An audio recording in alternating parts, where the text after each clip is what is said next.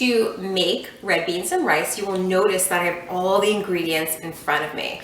When I first started learning to cook, one of the things I learned to do was make everything, prep everything in advance. That way I wasn't running to the fridge back and forth trying to find the ingredients. So I have the beans, the rice, the peppers, the salt, the pepper, the cilantro, the tomatoes, the garlic, the powder of onion, and the celery, and these beautiful red onions, and these other condiments that we're gonna need for the recipe.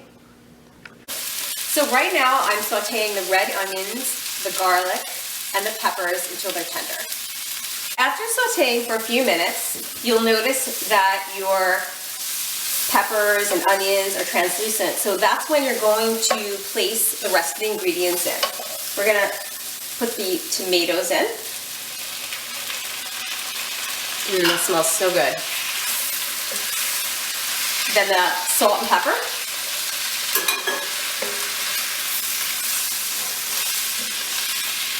The onion powder.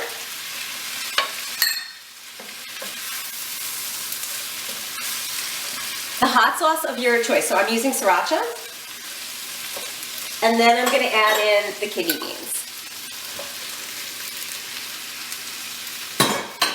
I'm going to stir this up and let it simmer for about 20 minutes.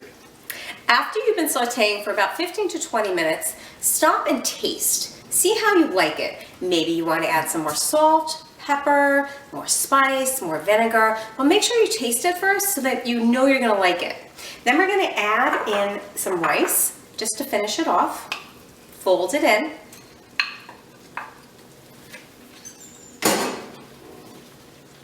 Just like that. Now you're ready to serve to your family. I am going to garnish with some cilantro. If you do not like cilantro, you can use parsley instead, or just skip the step altogether. Enjoy.